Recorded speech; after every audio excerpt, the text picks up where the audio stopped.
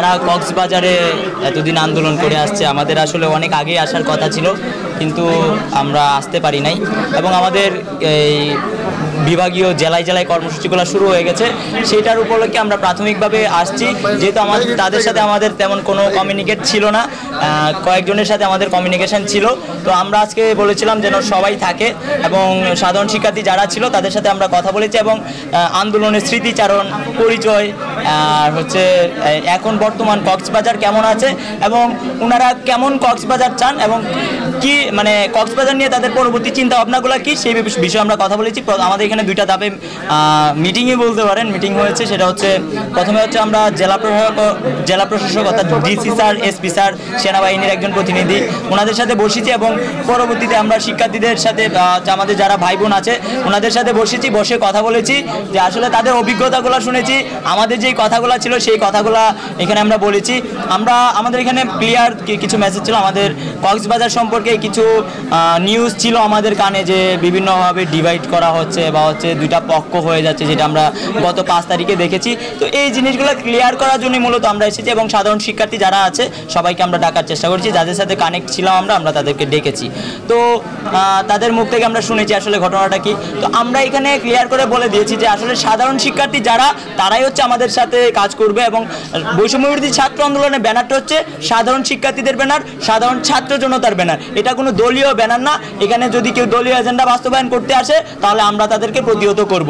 আর এখানে হচ্ছে বেস্ট প্রায়োরিটিটা সাধারণ শিক্ষার্থীরা পাবে। তো আমরা পরিষ্কারভাবে একটা ওনাদেরকে মেসেজ দিয়েছি, যদি কেউ অনেক আন্দোলনের সময় আমাদের সাথে অনেক দলীয় নেতাকর্মীরা ছিলেন বা হচ্ছে বিভিন্ন রাজনৈতিক দলগুলো ছিলেন, আমরা সবাই মিলে যে বিপ্লবটা, আমরা সবার অংশগ্রহণেই তো বিপ্লবটা ঘটেছে, কিন্তু এটা সাধারণ শিক্ষার্থীদের একটা ব্যানার। তাই এই ব্যানারের প্রতিনিধিত্ব করবে শুধুমাত্র সাধারণ শিক্ষার্থীরাই, কোনো পোস্টের দলীয় নেতা না, কোনো পোস্টের দলীয় নেতা থাকতে পারবে না, কারণ তাদের একটা প্ল্যাটফর্ম আছে, তাদের দলীয় একটা প্ল্যাটফর্ম আছে যেখানে তারা দেশের জন্য কাজ করতে পারে। এটা সাধারণ শিক্ষার্থীদের প্ল্যাটফর্ম, আমরা সাধারণ শিক্ষার্থীরাই সেই প্ল্যাটফর্ম নিয়ে কাজ করব এবং কক্সবাজারের সাধারণ শিক্ষার্থীরা সেই প্ল্যাটফর্ম নিয়ে কাজ করবে, সেই ব্যাপারে আমরা আলোচনা করছি এবং তাদেরকে বলেছি যেন ওনারা আরও যারা সাধারণ শিক্ষার্থী আছে তাদেরকেও এখানে ইনক্লুড করে এবং সবাই মিলে আলোচনা করে সিদ্ধান্ত নিয়ে কক্সবাজার কেমন হবে সেই ব্যাপারে তারা কথাবার্তা বলে, সেই ব্যাপারে আলোচনা করে সিদ্ধান্ত নেয়। এইটুকু ছিল আমাদের আজকে।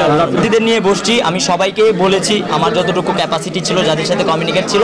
আর এখানে অনেক সাধারণ শিক্ষার্থী আছে যারা দেখতে পাচ্ছেন, সবাই সাধারণ শিক্ষার্থী। এখানে কোনো পক্ষ নিয়ে আমি বসি নাই, আমি পক্ষ বিপক্ষ এগুলো আমি বুঝি না, আমি জানি না। আমরা শুধু জানি সাধারণ শিক্ষার্থী, আমাদের পরিচয় একটা, আমরা সাধারণ শিক্ষার্থী। এখানে যারা এসেছে সবার সাথেই কথা বলেছি, যারা আসেনি তাদের ব্যাপার আমরা জানি না। অবশ্যই পরবর্তীতে আবার যখন আসবো আমরা আরও বলবো এবং ওনাদেরকে বলেছি যারা আছে আপনাদের সাধারণ শিক্ষার্থী, যেটা ডিভাইড হয়ে গেছে সেটা আপনারা নিজেরা বসে আলোচনা করেন, আলোচনা করে সেটা সলিউশন করেন। কারণ আমরা চাই না কোনো একটা অন্য দল এসে, এখন তো কিছু কিছু মহল চাচ্ছে যে আমাদের ভিতরে ডিভাইড হোক, ডিভাইড হওয়ার পরে মাঝখানে এসে তারা ঢুকে তা আমাদের মাথায় কাঁঠাল ভেঙে খাবে। তো এই জিনিসগুলো আমরা চাই না, তাই আমরা তাদেরকে ক্লিয়ার করে বলেছি। অনেকে এখন হিন্দু মুসলিম বৌদ্ধ খ্রিস্টান আলাদা করবে, তারপর হচ্ছে আমাদের শিক্ষার্থীদেরকে ডিভাইড করবে, এই ডিভাইড করে হিন্দু মুসলিম বৌদ্ধ খ্রিস্টান ডিভাইড করে সাম্প্রদায়িক দাঙ্গা লাগানোর চেষ্টা করবে, যেটা চট্টগ্রামে গতকাল দেখেছেন। সেটা কিন্তু ছাত্রলীগেরই একটা ষড়যন্ত্র ছিল, এটা আরও রহস্য উদ্ঘাটন হবে। তো সেই ব্যাপারগুলো তাদেরকে খেয়াল রাখতে বলেছি এবং আমাদের লাস্ট মেসেজ হচ্ছে আপনারা কক্সবাজার কিভাবে সুন্দর রাখবেন এটা আপনাদের কক্সবাজারে যারা শিক্ষার্থী আছেন তারা নিশ্চিত করবেন, তারা সিদ্ধান্ত নেবেন। এখানে আমি কেউ না, এখানে হচ্ছে কক্সবাজারবাসী সিদ্ধান্ত নেবে কক্সবাজার কেমন হবে। আমরা চাই কক্সবাজার বাংলাদেশে একটা নতুন করে রুল মডেল হোক, কক্সবাজার বাংলাদেশে একটা গুরুত্বপূর্ণ জায়গা, সেই গুরুত্বপূর্ণ রক্ষার কিভাবে আপনার জায়গাটা রক্ষা কিভাবে করবেন এটা আপনাদের দায়িত্ব, এটা আপনাদের উপর আমরা সাধারণ স্টুডেন্ট, ঠিক আছে, এখানে কোনো বিভাজনের কোনো পথ নেই। আমরা সবাই সাধারণ ছাত্র জনতাকে আজকে প্রোগ্রামে আসার জন্য আহ্বান করেছিলাম, ওদেরকেও বলেছিলাম যারা ওই দিন জ্ঞানজামটা করেছিল ওনারা আসে নাই। আমরা পরবর্তীতে ওনাদেরকে সহ নিয়ে আসার জন্য ছাত্র জনতার এক কাতারে কাজ করার জন্য সুযোগ করে দেওয়ার জন্য এটা কেন্দ্র থেকে একটা নির্দেশনা দেওয়া হয়েছে। আমাদের যতটুকু মনে হচ্ছে আজকের মিটিংয়ের পরবর্তী যেটা সমাধান হয়েছে, আশা করি ছাত্র জনতা আমরা সবাই এক প্ল্যাটফর্মে হয়ে কাজ করতে পারবো ইনশাল্লাহ, এটাই আশাবাদ করি।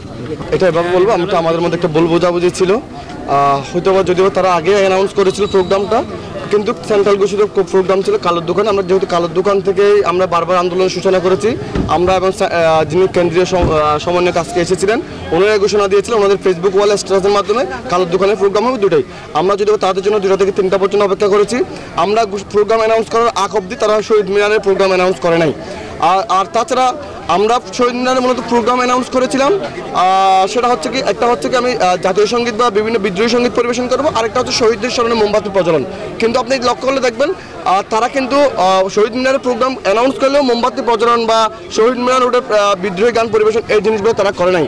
তো আপনাদের মাধ্যমে তাদের কাছে প্রশ্ন থাকবে, তারা যদি শহীদ মিনারে উঠতে না পারে তাহলে শহীদ মিনারের প্রোগ্রাম দেওয়া উচিত কি ছিল? আচ্ছা যাই হোক এগুলো আজকে এগুলো নিয়ে ফলপ্রসূ আলোচনা হয়েছে।